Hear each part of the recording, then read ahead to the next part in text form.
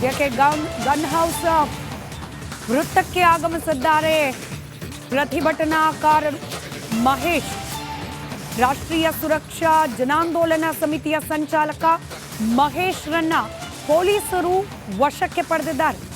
Gun house ವೃತ್ತದ ಬಳಿಯಲ್ಲಿ ಪೊಲೀಸರು ಹಾಗೆ ಮಹೇಶ್ ನಡುವೆ ಮಾತಿನ ಚಕಮಕಿ ನಡೆಯಿತು. ಸದ್ಯಕ್ಕೆ ಅವರನ್ನ ವಶಕ್ಕೆ ಪಡೆಯಲಾಗಿದೆ. ಪ್ರತಿಭಟನೆ ಹಾಗೆ ಜಾಥಾ ನಡೆಸದಂತೆ ನಿಷೇಧಾಜ್ಞೆ ಜಾರಿ ಮಾಡಲಾಗಿದೆ. ಈ ನಿಷೇಧಾಜ್ಞೆ ನಡುವೆನೂ ಪ್ರತಿಭಟನೆ ಮಾಡಲಿಕ್ಕೆ ಮುಂದಾಗ್ತಾ ಇದ್ದ ಮಹೇಶ್ ಹಾಗೆ ಸಂಗಡಿಗರನ್ನ ಪೊಲೀಸರು ವಶಕ್ಕೆ ಪಡೆದಿದ್ದಾರೆ. ರಾಷ್ಟ್ರೀಯ ಸುರಕ್ಷಾ ಜನಾಂದೋಲನ ಸಮಿತಿಯ ಸಂಚಾಲಕ ಮಹೇಶ್ ಅವರನ್ನ ವಶಕ್ಕೆ ಪಡೆದ ಸಂದರ್ಭದ ದೃಶ್ಯವನ್ನ ನೀವೀಗ ಗಮನಿಸ್ತಾ ಇದ್ದೀರಿ.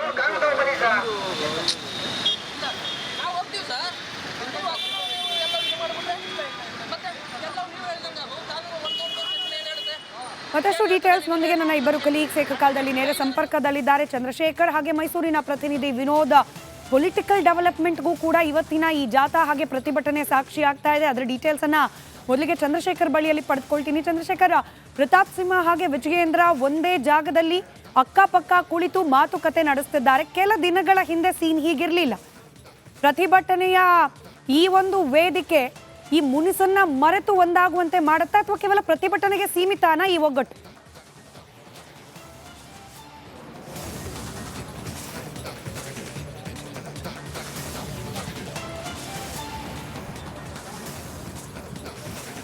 ಸ್ಮಿತಾ, ಖಂಡಿತವಾಗ್ಲು ಇದು ಬಹಳ ಅಚ್ಚರಿಗೆ ಕೂಡ ಕಾರಣವಾಗಿರ್ತಕ್ಕಂಥದ್ದು. ನಾವು ಒಂದು ವಿಚಾರವನ್ನ ನೋಡ್ತಾ ಹೋಗ್ಬೋದು. ಮೈಸೂರಿನಲ್ಲಿ ಉದಯಗಿರಿಯಲ್ಲಿ ಆದಂತ ಘಟನೆ ಏನು ಅದನ್ನ ಖಂಡಿಸಿ ಇವತ್ತು ಬಿಜೆಪಿ ಪ್ರತಿಭಟನೆಗೆ ಬಂದಿದೆ.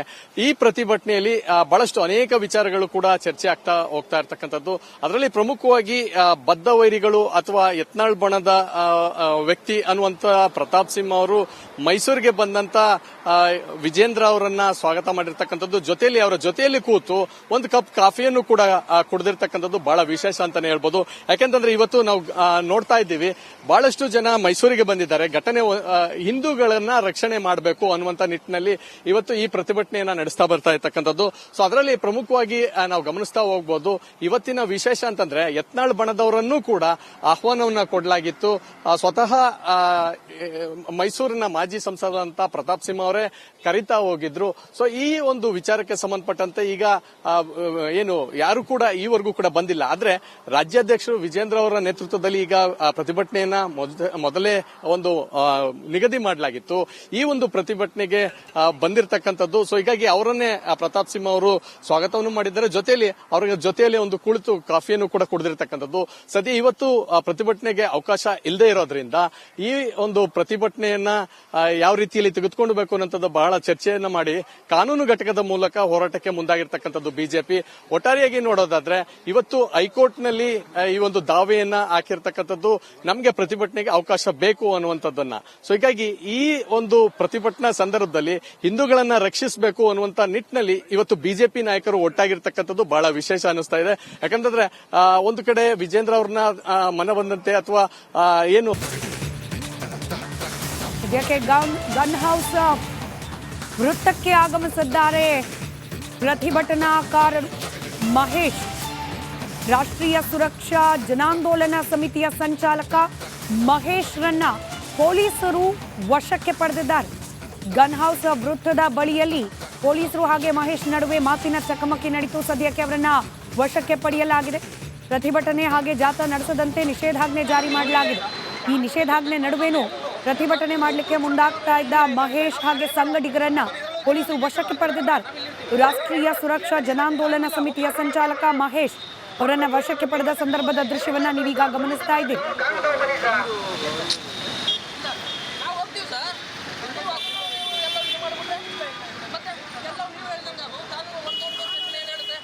ಮತ್ತಷ್ಟು ಡೀಟೇಲ್ಸ್ನೊಂದಿಗೆ ನನ್ನ ಇಬ್ಬರು ಕಲೀಗ್ಸ್ ಏಕಕಾಲದಲ್ಲಿ ನೇರ ಸಂಪರ್ಕದಲ್ಲಿದ್ದಾರೆ. ಚಂದ್ರಶೇಖರ್ ಹಾಗೆ ಮೈಸೂರಿನ ಪ್ರತಿನಿಧಿ ವಿನೋದ್.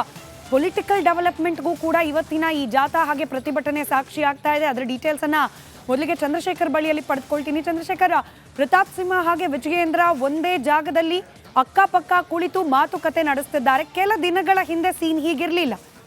ಪ್ರತಿಭಟನೆಯ ಈ ಒಂದು ವೇದಿಕೆ ಈ ಮುನಿಸನ್ನ ಮರೆತು ಒಂದಾಗುವಂತೆ ಮಾಡುತ್ತಾ ಅಥವಾ ಕೇವಲ ಪ್ರತಿಭಟನೆಗೆ ಸೀಮಿತನಾ ಈ ಒಗ್ಗಟ್ಟು?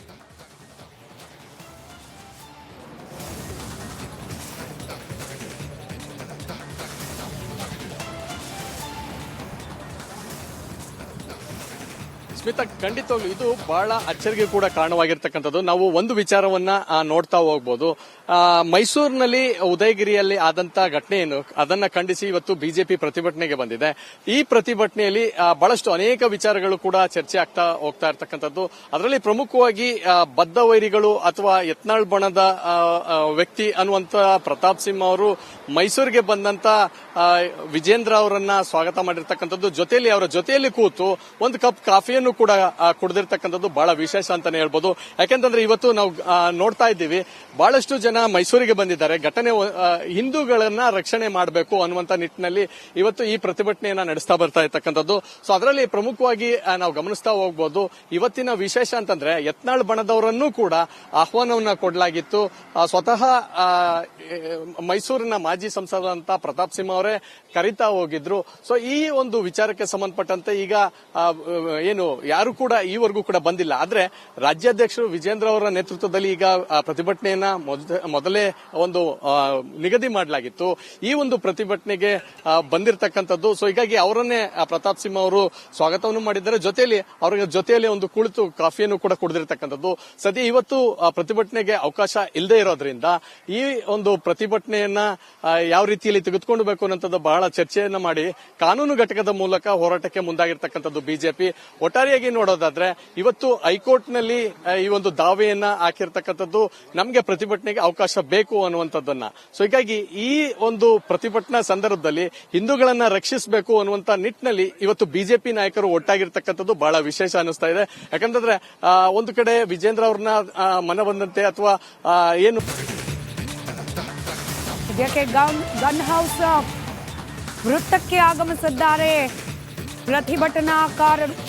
ಮಹೇಶ್ ರಾಷ್ಟ್ರೀಯ ಸುರಕ್ಷಾ ಜನಾಂದೋಲನ ಸಮಿತಿಯ ಸಂಚಾಲಕ ಮಹೇಶ್ರನ್ನ ಪೊಲೀಸರು ವಶಕ್ಕೆ ಪಡೆದಿದ್ದಾರೆ. ಗನ್ ಹೌಸ್ ವೃತ್ತದ ಬಳಿಯಲ್ಲಿ ಪೊಲೀಸರು ಹಾಗೆ ಮಹೇಶ್ ನಡುವೆ ಮಾತಿನ ಚಕಮಕಿ ನಡೆಯಿತು. ಸದ್ಯಕ್ಕೆ ಅವರನ್ನ ವಶಕ್ಕೆ ಪಡೆಯಲಾಗಿದೆ. ಪ್ರತಿಭಟನೆ ಹಾಗೆ ಜಾಥಾ ನಡೆಸದಂತೆ ನಿಷೇಧಾಜ್ಞೆ ಜಾರಿ ಮಾಡಲಾಗಿದೆ. ಈ ನಿಷೇಧಾಜ್ಞೆ ನಡುವೆನೂ ಪ್ರತಿಭಟನೆ ಮಾಡಲಿಕ್ಕೆ ಮುಂದಾಗ್ತಾ ಇದ್ದ ಮಹೇಶ್ ಹಾಗೆ ಸಂಗಡಿಗರನ್ನ ಪೊಲೀಸರು ವಶಕ್ಕೆ ಪಡೆದಿದ್ದಾರೆ. ರಾಷ್ಟ್ರೀಯ ಸುರಕ್ಷಾ ಜನಾಂದೋಲನ ಸಮಿತಿಯ ಸಂಚಾಲಕ ಮಹೇಶ್ ಅವರನ್ನ ವಶಕ್ಕೆ ಪಡೆದ ಸಂದರ್ಭದ ದೃಶ್ಯವನ್ನ ನೀವೀಗ ಗಮನಿಸ್ತಾ ಇದ್ದೀರಿ.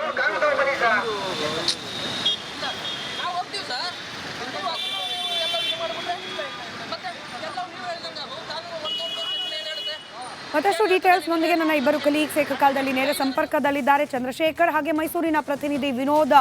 ಪೊಲಿಟಿಕಲ್ ಡೆವಲಪ್ಮೆಂಟ್ಗೂ ಕೂಡ ಇವತ್ತಿನ ಈ ಜಾಥಾ ಹಾಗೆ ಪ್ರತಿಭಟನೆ ಸಾಕ್ಷಿ ಆಗ್ತಾ ಇದೆ. ಅದರ ಡೀಟೇಲ್ಸ್ ಅನ್ನ ಮೊದಲಿಗೆ ಚಂದ್ರಶೇಖರ್ ಬಳಿಯಲ್ಲಿ ಪಡೆದುಕೊಳ್ತೀನಿ. ಚಂದ್ರಶೇಖರ್, ಪ್ರತಾಪ್ ಸಿಂಹ ಹಾಗೆ ವಿಜಯೇಂದ್ರ ಒಂದೇ ಜಾಗದಲ್ಲಿ ಅಕ್ಕಪಕ್ಕ ಕುಳಿತು ಮಾತುಕತೆ ನಡೆಸುತ್ತಿದ್ದಾರೆ. ಕೆಲ ದಿನಗಳ ಹಿಂದೆ ಸೀನ್ ಹೀಗಿರಲಿಲ್ಲ.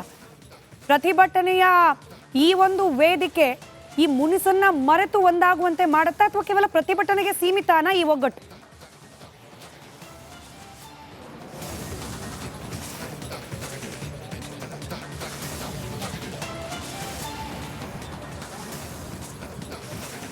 ಸ್ಮಿತಾ, ಖಂಡಿತವಾಗ್ಲು ಇದು ಬಹಳ ಅಚ್ಚರಿಗೆ ಕೂಡ ಕಾರಣವಾಗಿರ್ತಕ್ಕಂಥದ್ದು. ನಾವು ಒಂದು ವಿಚಾರವನ್ನ ನೋಡ್ತಾ ಹೋಗ್ಬೋದು. ಮೈಸೂರಿನಲ್ಲಿ ಉದಯಗಿರಿಯಲ್ಲಿ ಆದಂತ ಘಟನೆ ಏನು ಅದನ್ನ ಖಂಡಿಸಿ ಇವತ್ತು ಬಿಜೆಪಿ ಪ್ರತಿಭಟನೆಗೆ ಬಂದಿದೆ. ಈ ಪ್ರತಿಭಟನೆಯಲ್ಲಿ ಬಹಳಷ್ಟು ಅನೇಕ ವಿಚಾರಗಳು ಕೂಡ ಚರ್ಚೆ ಆಗ್ತಾ ಹೋಗ್ತಾ ಇರ್ತಕ್ಕಂಥದ್ದು. ಅದರಲ್ಲಿ ಪ್ರಮುಖವಾಗಿ ಬದ್ಧ ವೈರಿಗಳು ಅಥವಾ ಯತ್ನಾಳ್ ಬಣದ ವ್ಯಕ್ತಿ ಅನ್ನುವಂತ ಪ್ರತಾಪ್ ಸಿಂಹ ಅವರು ಮೈಸೂರಿಗೆ ಬಂದಂತ ವಿಜೇಂದ್ರ ಅವರನ್ನ ಸ್ವಾಗತ ಮಾಡಿರ್ತಕ್ಕಂಥದ್ದು. ಅವರ ಜೊತೆಯಲ್ಲಿ ಕೂತು ಒಂದು ಕಪ್ ಕಾಫಿಯನ್ನು ಕೂಡ ಕುಡಿದಿರ್ತಕ್ಕಂಥದ್ದು ಬಹಳ ವಿಶೇಷ ಅಂತಾನೆ ಹೇಳ್ಬೋದು. ಯಾಕೆಂತಂದ್ರೆ ಇವತ್ತು ನಾವು ನೋಡ್ತಾ ಇದ್ದೀವಿ, ಬಹಳಷ್ಟು ಜನ ಮೈಸೂರಿಗೆ ಬಂದಿದ್ದಾರೆ. ಘಟನೆ ಹಿಂದೂಗಳನ್ನ ರಕ್ಷಣೆ ಮಾಡಬೇಕು ಅನ್ನುವಂತ ನಿಟ್ಟಿನಲ್ಲಿ ಇವತ್ತು ಈ ಪ್ರತಿಭಟನೆಯನ್ನ ನಡೆಸ್ತಾ ಬರ್ತಾ ಇರ್ತಕ್ಕಂಥದ್ದು. ಸೊ ಅದರಲ್ಲಿ ಪ್ರಮುಖವಾಗಿ ನಾವು ಗಮನಿಸ್ತಾ ಹೋಗ್ಬೋದು. ಇವತ್ತಿನ ವಿಶೇಷ ಅಂತಂದ್ರೆ ಯತ್ನಾಳ್ ಬಣದವರನ್ನೂ ಕೂಡ ಆಹ್ವಾನವನ್ನ ಕೊಡಲಾಗಿತ್ತು. ಸ್ವತಃ ಮೈಸೂರಿನ ಮಾಜಿ ಸಂಸದಂತ ಪ್ರತಾಪ್ ಸಿಂಹ ಅವರೇ ಕರೀತಾ ಹೋಗಿದ್ರು. ಸೊ ಈ ಒಂದು ವಿಚಾರಕ್ಕೆ ಸಂಬಂಧಪಟ್ಟಂತೆ ಈಗ ಏನು ಯಾರು ಕೂಡ ಈವರೆಗೂ ಕೂಡ ಬಂದಿಲ್ಲ. ಆದ್ರೆ ರಾಜ್ಯಾಧ್ಯಕ್ಷರು ವಿಜೇಂದ್ರ ಅವರ ನೇತೃತ್ವದಲ್ಲಿ ಈಗ ಪ್ರತಿಭಟನೆಯನ್ನ ಮೊದಲೇ ಒಂದು ನಿಗದಿ ಮಾಡಲಾಗಿತ್ತು. ಈ ಒಂದು ಪ್ರತಿಭಟನೆಗೆ ಬಂದಿರತಕ್ಕಂಥದ್ದು. ಸೊ ಹೀಗಾಗಿ ಅವರನ್ನೇ ಪ್ರತಾಪ್ ಸಿಂಹ ಅವರು ಸ್ವಾಗತವನ್ನು ಮಾಡಿದ್ದಾರೆ. ಅವರ ಜೊತೆಯಲ್ಲಿ ಒಂದು ಕುಳಿತು ಕಾಫಿಯನ್ನು ಕೂಡ ಕುಡಿದಿರ್ತಕ್ಕಂಥದ್ದು. ಸದ್ಯ ಇವತ್ತು ಪ್ರತಿಭಟನೆಗೆ ಅವಕಾಶ ಇಲ್ಲದೆ ಇರೋದ್ರಿಂದ ಈ ಒಂದು ಪ್ರತಿಭಟನೆಯನ್ನ ಯಾವ ರೀತಿಯಲ್ಲಿ ತೆಗೆದುಕೊಂಡು ಅನ್ನೋಂಥದ್ದು ಬಹಳ ಚರ್ಚೆಯನ್ನ ಮಾಡಿ ಕಾನೂನು ಘಟಕದ ಮೂಲಕ ಹೋರಾಟಕ್ಕೆ ಮುಂದಾಗಿರ್ತಕ್ಕಂಥದ್ದು ಬಿಜೆಪಿ. ಒಟ್ಟಾರೆ ಒಟ್ಟಾರೆಯಾಗಿ ನೋಡೋದಾದ್ರೆ ಇವತ್ತು ಹೈಕೋರ್ಟ್ನಲ್ಲಿ ಈ ಒಂದು ದಾವೆಯನ್ನ ಹಾಕಿರ್ತಕ್ಕಂಥದ್ದು ನಮಗೆ ಪ್ರತಿಭಟನೆಗೆ ಅವಕಾಶ ಬೇಕು ಅನ್ನುವಂಥದ್ದನ್ನ. ಸೊ ಹೀಗಾಗಿ ಈ ಒಂದು ಪ್ರತಿಭಟನಾ ಸಂದರ್ಭದಲ್ಲಿ ಹಿಂದೂಗಳನ್ನ ರಕ್ಷಿಸಬೇಕು ಅನ್ನುವಂತ ನಿಟ್ಟಿನಲ್ಲಿ ಇವತ್ತು ಬಿಜೆಪಿ ನಾಯಕರು ಒಟ್ಟಾಗಿರ್ತಕ್ಕಂಥದ್ದು ಬಹಳ ವಿಶೇಷ ಅನಿಸ್ತಾ ಇದೆ. ಯಾಕಂತಂದ್ರೆ ಒಂದು ಕಡೆ ವಿಜೇಂದ್ರ ಅವ್ರನ್ನ ಮನಬಂದಂತೆ ಅಥವಾ